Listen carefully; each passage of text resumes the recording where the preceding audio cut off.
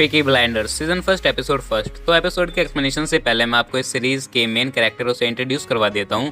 तो इस सीरीज का जो मेन कैरेक्टर है वो है थॉमस सेल्वी, की पीकी ब्लाइंडर्स ग्रुप का लीडर है, और साथ ही उसके ब्रदर्स के नाम है आर्थर, जॉन और पिन सेल्वी, और साथ ही उसकी एक आंट है जिसका नाम पोली है, और उसकी एक सिस्टर है जिसका नाम एडा सेल्वी है। सीरीज में जो हमें स्टोरी दिखाई गई है वो वर्ल्ड वॉर फर्स्ट के टाइम की दिखाई गई है, और जो सेल्वी फैमिली है वो हॉर्स रेस को ऑर्गेनाइज करती है जिस पर लोग पैसे लगाते हैं। और साथ ही इस सीरीज में थॉमस सेल्वी को कई नामों से बुलाया जाता है, यानी टॉम, टॉमी और साथ ही थॉमस। तो मैं इस सीरीज को टॉमी के साथ कंटिन्यू करता हूँ। तो एपिसोड 1 की स्टार्टिंग होती है और हमें एक आदमी भागता हुआ दिखाया जाता है जो कि चाइनीज होते हैं, और वो वहाँ पर एक लड़की से कहते हैं कि जल्दी चलो वरना वो हमें मार देंगे।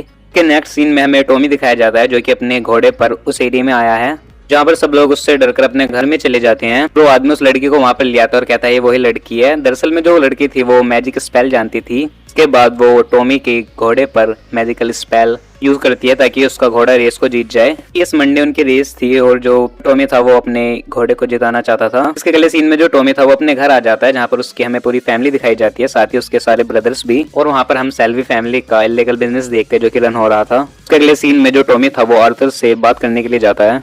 अब आर्थर उससे कहता है कि तुमने हॉर्स पर मैजिकल स्पेल लगवाई, वो भी चाइनीज लोगों से। पर आर्थर कहता है कि तुम मैच फिक्सिंग कर रहे हो, क्या तुमने बिल्ली गेमर्स से परमिशन ली? और जो बिल्ली गेमर्स थे वो उनसे भी बड़े गैंगस्टर थे, और सेल्वी फैमिली का एक ही एम था बिल्ली गेमर्स को पीछे छोड़ना। जिसके बाद सीन शिफ्ट होता है और हम देखते हैं चेस्टर कैम्पबेल को जो कि ट्रेन में जा रहा होता है, और वो बेलफास्ट से आया है और उसके पास पीकी ब्लाइंडर्स की फाइल है। दरअसल वो एक केस के चलते आया। जिसके बाद सीन शिफ्ट होता है और हम फ्राइडे को देखते हैं जो कि कुछ लोगों से स्ट्राइक करने के लिए कह रहा होता है। और जो फ्राइडे था वो हमेशा ही ऐसे स्ट्राइक करता था क्योंकि वहाँ पर उन्हें ना तो रिस्पेक्ट मिलती थी और उनके काम के लिए जितनी मनी मिलनी चाहिए उतनी भी नहीं मिलती थी, इसलिए वो वहाँ पर स्ट्राइक कर रहा होता है। उसके बाद सेम सेट होता है और हम टॉमी को देखते हैं जो कि एक पब में जाता है, और उस पब में फ्राइडे भी था।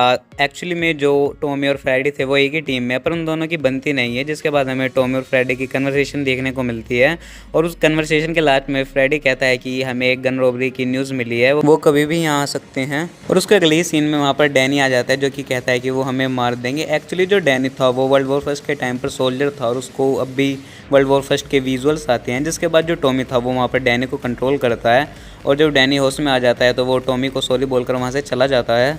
जिसके बाद सीन शिफ्ट होता है, जो आर्थर है वो वहाँ पर एक फैमिली मीटिंग रखता है जहाँ पर वो चेस्टर कैम्पबेल के बारे में बात करते हैं, और वहाँ पर टॉमी कहता है कि वो उन कम्युनिस्ट के लिए आ रहा है जो कि स्ट्राइक करते हैं। जिसके बाद आर्थर पूछता है कि तुम कैसे जानते हो? फिर टॉमी वहाँ पर कहता है कि मेरे कुछ लोग पुलिस में हैं।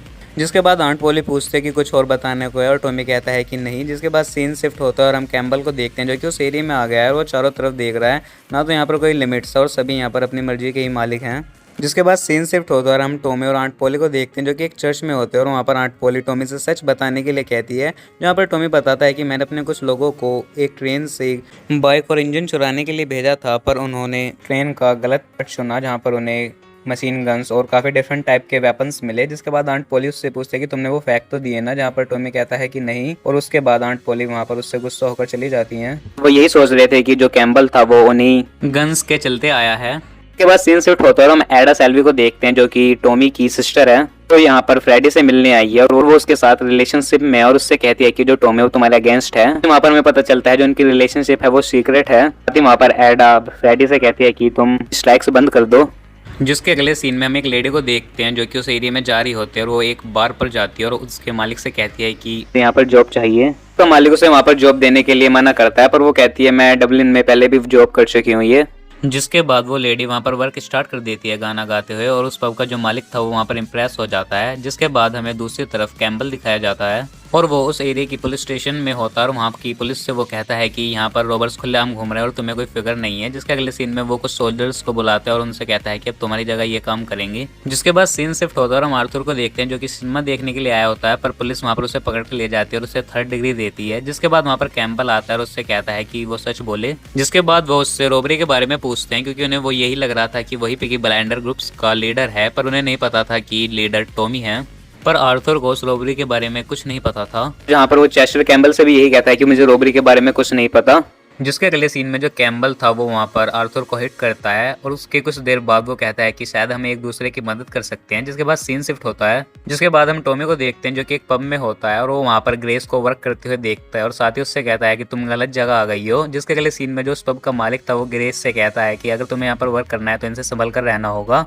और उसके अगले सीन में जो टॉमी था वो घर आता है वापस और वो आर्थर को इंजर्ड हालत में देखता है वहाँ पर, जहाँ पर वो बताता है कि कैम्बल को मिस्टर टर्टल ने भेजा है उसी रॉबरी के केस को इन्वेस्टिगेट करने के लिए। जिसके अगले सीन में हम ग्रेस को देखते हैं जो कि उसी पब में वहाँ पर सबको सॉन्ग सुना रही होती है। वहाँ पर टॉमी भी होता है जो कि उसे इनडायरेक्टली सॉन्ग गाने से मना कर रहा होता है। उसके बाद सीन शिफ्ट होता है, हम टॉमी को देखते हैं जो कि सो रहा होता है और उससे भी वर्ल्ड वॉर फर्स्ट के विजुअल सारे होते हैं। और उसके अगले सीन में हम डैनी को देखते हैं जो कि दोबारा आउट ऑफ कंट्रोल हो जाता है और वो एक शॉप के बाहर होता है जहाँ पर वो उस शॉपकीपर के पास होता है और उस शॉपकीपर के हाथ में एक नाइफ होता है जिसे देखकर डैनी वहाँ पर घबरा जाता है और उसे वहाँ पर इंजर्ड कर वहाँ से भाग जाता है। और ऐसा होते हुए उस शॉपकीपर के भाई देख लेते हैं। और उसके बाद हम कैम्बल को देखते हैं जो कि मिस्टर चर्चिल से मिलता है और मिस्टर चर्चिल उससे पूछते हैं कि गन की रॉबरी किसने करी है, जहाँ पर कैम्बल कहता है कि गन की रॉबरी किसी ने भी करी हो मैं उसे पकड़ लूंगा। दूसरी तरफ हम टॉमी को देखते हैं जो कि उन गन्स को ठिकाने लगाने वाला होता है, पर वो फिर अपने अंकल चार्ली से कहता है कि मैंने अपना इरादा बदल लिया है। जिसके बाद उसके अंकल चार्ली कहते हैं कि तुम्हारा दिमाग तो ठीक है, अगर आर्मी ने हमें इस हाल में पकड़ लिया तो हम फंस जाएंगे। फिर टॉमी कहता है कि अगर उन्हें गन्स चाहिए तो उन्हें उसके लिए पे करना पड़ेगा। जिसके बाद सीन शिफ्ट होता है और जहाँ पर हम कैम्बल को एक म्यूजियम में देखते हैं जहाँ पर उससे मिलने के लिए ग्रेस आती है, जहाँ पर हमें पता चलता है जो ग्रेस है वो उस केस को सीक्रेटली इन्वेस्टिगेट करने के लिए यहाँ पर आई है। जिसके बाद वो कैम्बल को बताती है कि पीकी ब्लाइंडर्स ग्रुप का जो असली लीडर है वो आर्थर नहीं बल्कि टॉमी है, जहाँ पर वो बताती है कि यहाँ के कम्युनिस्ट वीक हैं तो वो ये रॉबरी नहीं कर सकते। और वो साथ ही कहती है कि शायद आईआरए के मेंबर ने ये रॉबरी करी होगी। जिसके बाद कैम्बल कहता है तुम अपने पर्सनल रिवेंज के चलते आईआरए के मेंबर्स का नाम मत लो क्योंकि जो ग्रेस के फादर थे उसे उन्हीं आईआरए के मेंबरों ने मारा था। और उसके बाद कैम्बल कहता है कि अगर तुम्हें कोई गन दिखे तो उसका सीरियल नंबर नोट कर लेना। और इतना ही कहकर वो वहाँ से चला जाता है। दूसरी तरफ हम टॉमी और डैनी को देखते हैं जो कि साथ चल रहे होते हैं और जो टॉमी है वो डैनी से कहता है कि तुमने आउट ऑफ कंट्रोल होकर एक इटालियन को मारा और उस टाइम पर उसके ब्रदर भी वहीं पर थे। जिसके बाद टॉमी डैनी से कहता है कि वो तुम्हें तड़पा तड़पा कर मारे, इससे बढ़िया मैं ही तुम्हें शूट कर दूं। जिसके बाद डैनी उससे कहता है कि मेरे जाने के बाद मेरी वाइफ और मेरे बच्चे का ख्याल रखना और मेरी डेड बॉडी को हिल्स में दफनाना। जिसके बाद जो टॉमी रहता है वो डैनी को वहां पर शूट कर देता है उन इटालियंस के सामने। और उसके बाद सीन शिफ्ट होता है और हमें आर्थर और टॉमी की एक कन्वर्सेशन देखने को मिलती है जहाँ पर आर्थर टॉमी से कहता है कि हमारा हॉर्स रेस जीत गया। पर आर्थर इससे खुश नहीं था क्योंकि ऐसा होने पर जो उनसे बड़े गैंगस्टर है वो अब उनके पीछे आएंगे। पर वहाँ पर टॉमी कहता है कि अब वो लोग हमारे हॉर्स पर पैसा लगाएंगे। और जिसके अगले सीन में हमें पता चलता है जो टॉमी उसने डैनी को नहीं मारा था और डैनी को वो लंदन भेज रहा था अपने काम के लिए। और दूसरी तरफ हम आंट पोली को देखते हैं जो कि टॉमी से पूछती है कि तुमने उन गन्स को फेंक तो दिया था ना, जहाँ पर टॉमी कहता है कि हाँ। और उसके बाद टॉमी वहाँ से बाहर निकलता है और बाहर निकलते हुए उसका आई कॉन्टैक्ट ग्रेस के साथ होता है। और इसी सीन के साथ इस एपिसोड यहाँ पर एंड हो जाता है। तो आपको इस एपिसोड की एक्सप्लेनेशन पसंद आई हो तो इस वीडियो में इतना ही। मैं मिलूंगा आपको नई वीडियो में नई मूवी या फिर नई वेब सीरीज के एक्सप्लेनेशन के साथ। तब तक के लिए गुड बाय।